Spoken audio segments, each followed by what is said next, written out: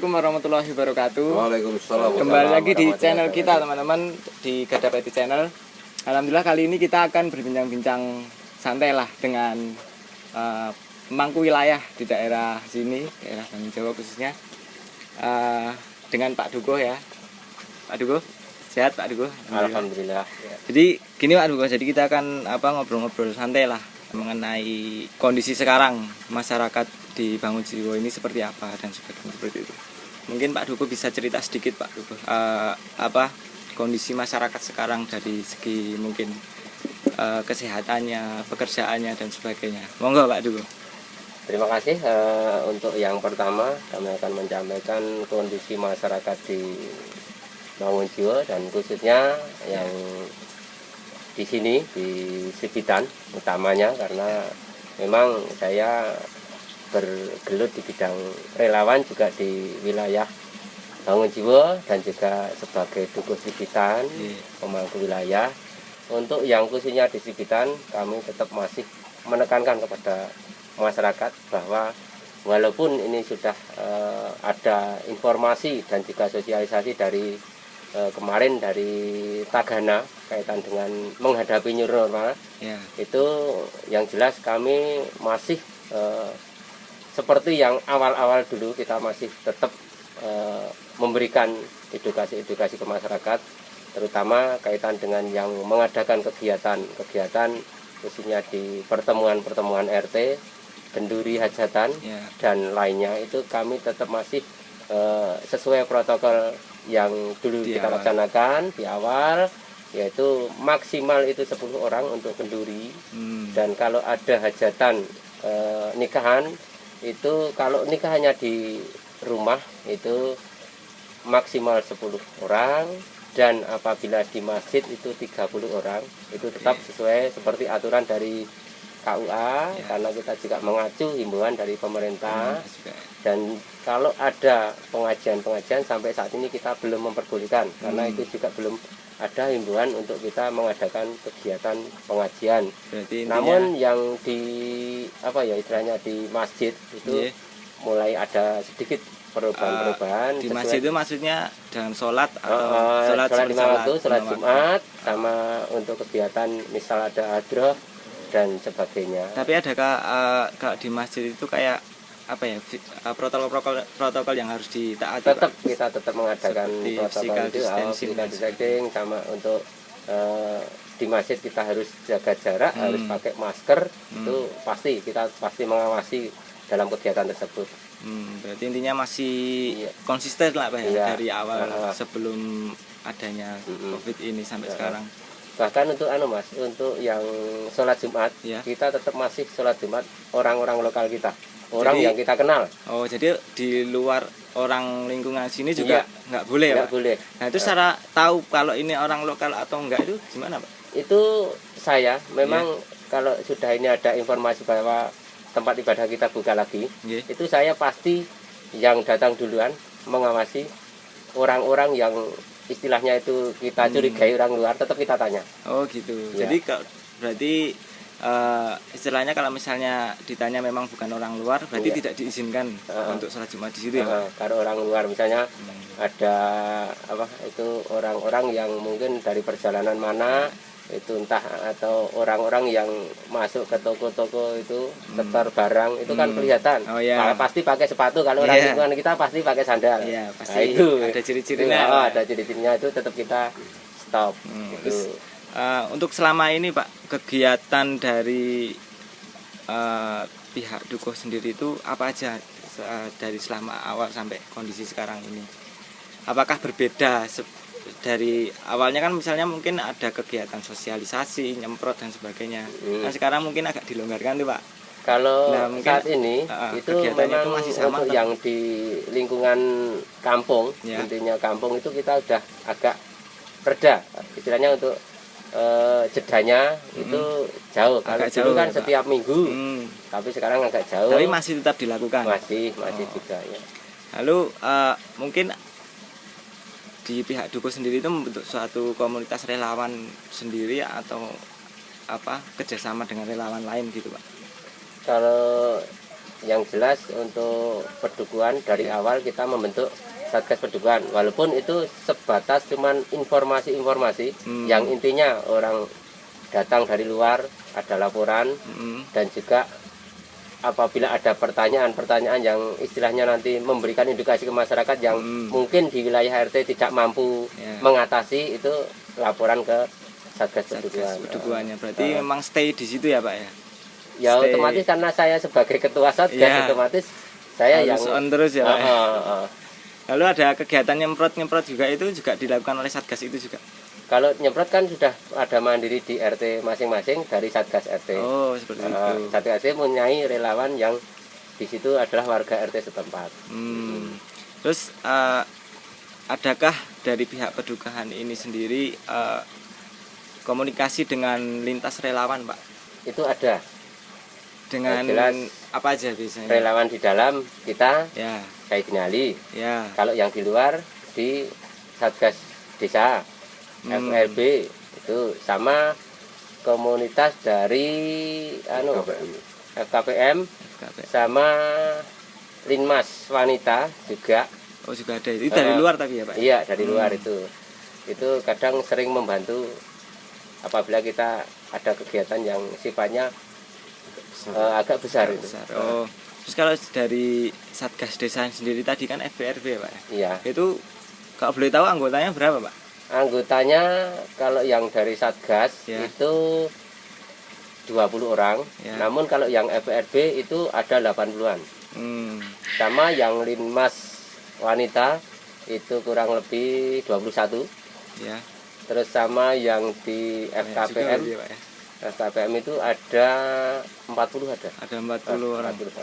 Terus untuk selama ini adanya kegiatan-kegiatan seperti itu ada masalah nggak Pak? Mungkin dari segi dana dan sebagainya. Masalah pasti ada. Tapi kalau utamanya yang dari dana karena desa itu benar-benar menyupport kita, itu yang kaitannya kegiatan-kegiatan besar melibatkan beberapa relawan itu tetap pendanaan dari desa. Namun desa kalau langsung. Yang di wilayah kita biasanya kita dari RT juga mengeluarkan biaya untuk kegiatan yang di lingkungan kita. Oh gitu. Jadi memang ada dana khusus ya Pak? Iya. Terus ini kan Gus tadi kan juga Pak Dukuh bilang ada komunikasi antar lintas relawan. Nah itu apakah memang benar, maksudnya Gus juga sebagai relawan di sini itu juga bersatu untuk menanggulangi COVID ini?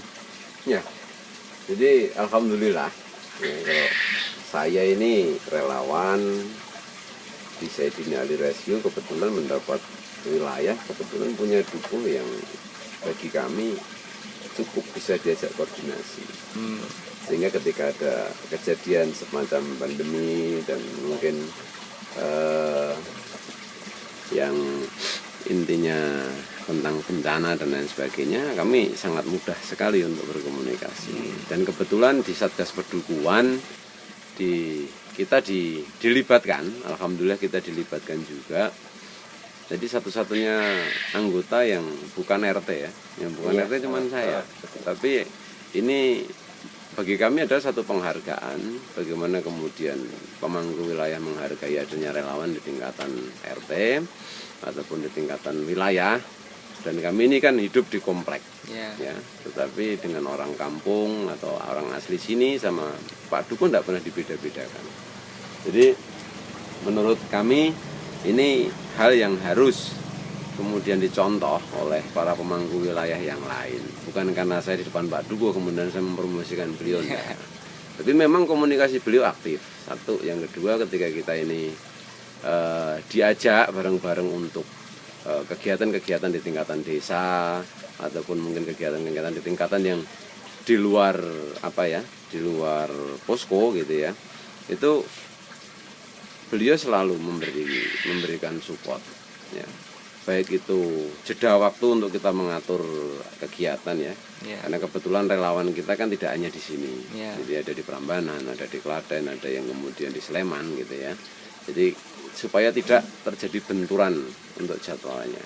Jadi kalau tadi ada istilah komunikasi, ya lebih dari sekedar komunikasi, bahkan berinteraksi aktif saya katakan.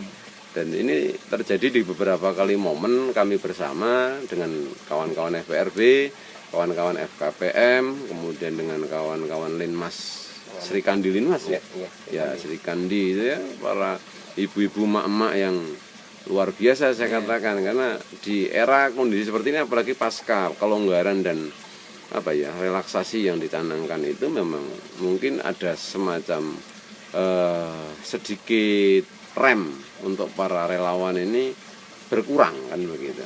Jadi tapi untuk khususnya di pedukuhan kita di wilayah ini itu masih sangat memegang prinsip bahwa kita masih harus melakukan tindakan pencegahan dengan protokoler yang sama.